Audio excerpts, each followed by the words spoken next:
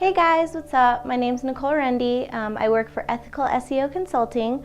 Today we're going to talk about phone outreach for SEO, so let's get started. Lately I've been realizing that email, although it's a great tool, phone outreach is a lot better just because you can talk to the person and they can get to know you a little better. So if you want to see this presentation after we're finished, it's on slideshare.net, and if you need to contact me, just contact me at any of those mediums. The first thing I wanted to talk about is when it comes to phone outreach, you have to have some important personality traits. The first one is organization. The reason that I say this is because you're calling tons of people every day, and you need to make sure that you're keeping track of who you've already called, the names of who you're calling, emails, everything. What I like to do is I like to make a spreadsheet depending on what I'm calling for. So for example, if I'm calling a bunch of universities, I want to have print out a spreadsheet and have all the organizations down on one side, and then have names of contact people, phone numbers, and emails. And then along with that, you probably want to bring a note, a pad of paper, just so you can jot down some notes, because a lot of times they're going to say, oh, well, this isn't the correct person, but I'll give you this person's number. So you're going to want to use that for notes. Also, good energy. That's also one thing that you're going to need to have when you're talking on the phone every day. The best thing to do is smile the entire time you're on the phone, because that makes you become happier, and they can see that. So yeah, that's really all. And then commitment. You're going to want to be committed to talking to people. If you don't want to talk on the phone, they're going to know. If you don't want to talk on the phone to other people, they're not going to want to listen. So just make sure that you know what you're talking about and that you're committed 100% to phone outreach.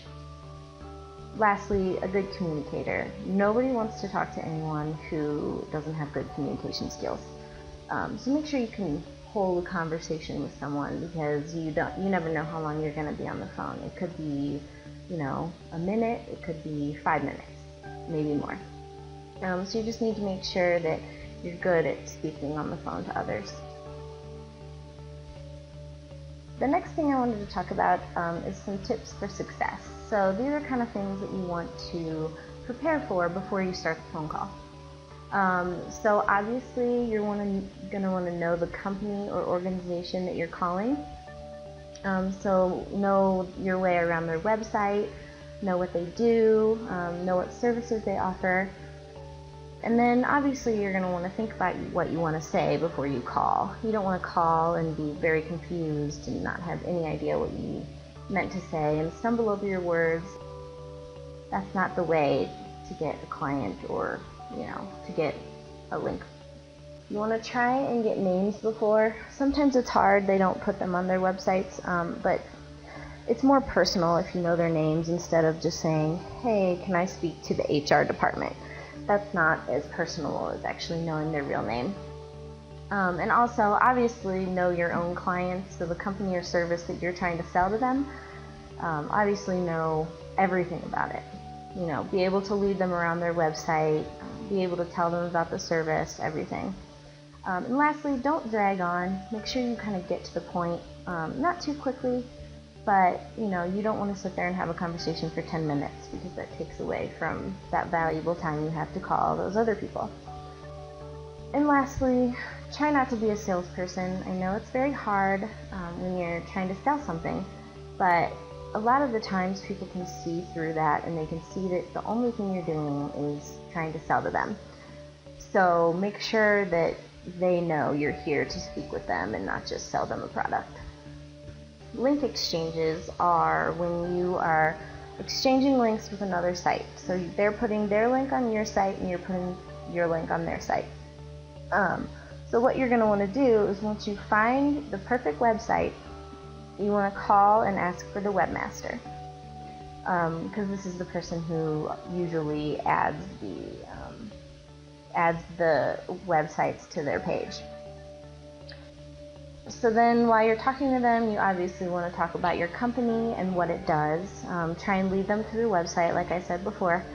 And then also give them a reason why they should partner with you. You don't want to just talk to them forever and then, them have no idea why you're asking them for this link exchange.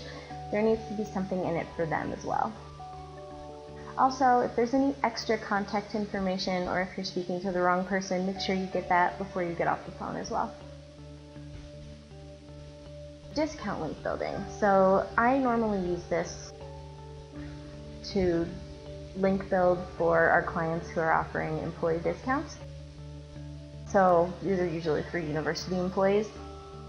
And what you want to do is you want to you can call just the regular university and ask for their HR department, or you can call their HR department directly.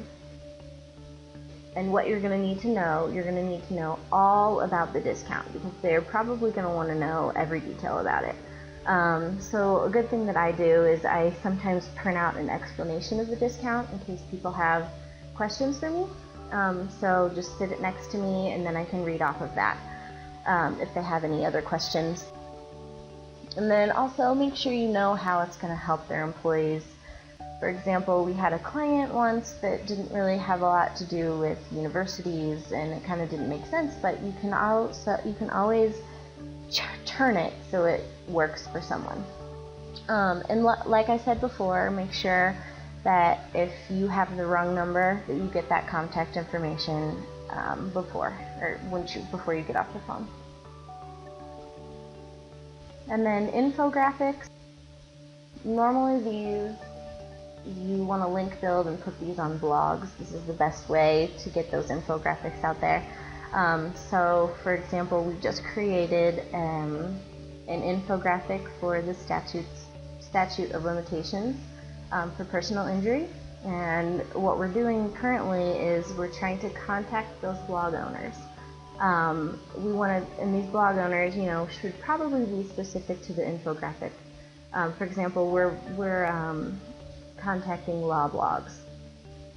And you want to just tell them all about the graphic and what it does, and let them know what it's going to bring to their readers. Because they don't want to read it, or they don't want to have anything to do with it if it has nothing to do with their blog. So make sure they know what their readers are getting out of it. Scholarship link building.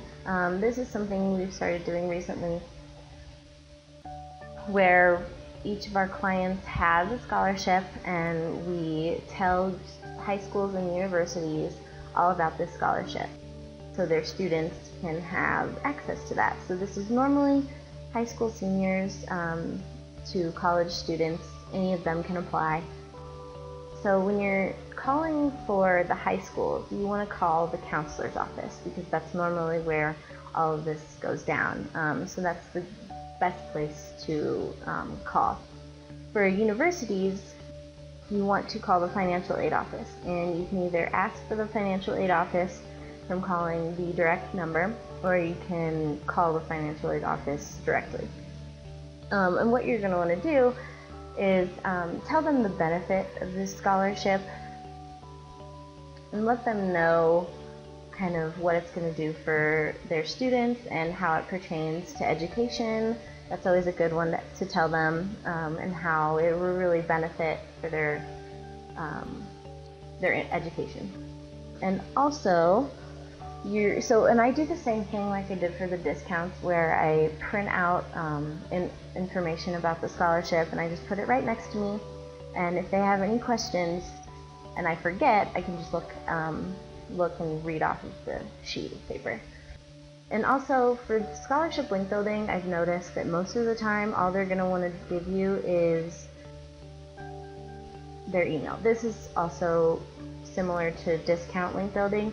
So even though they do just are like, oh, well, email me this information, it's still a great way to get your foot in the door, because when you send that email, they know who you are. So they're expecting this email, and you want to send the email out promptly so that they know that you are really serious about this link. So yeah, just make sure that you send that out quickly, you get the information that you need, and you send them a detailed explanation.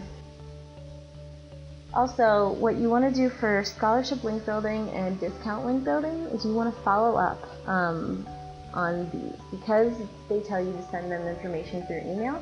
You're not sure if they actually received it or not, so you definitely want to either call them back or email them again. Even just look on their website to see if either the scholarship or the discount is there. But following up is extremely important in that situation. Thank you so much for watching my video. I hope you learned a lot today. I'll see you again soon.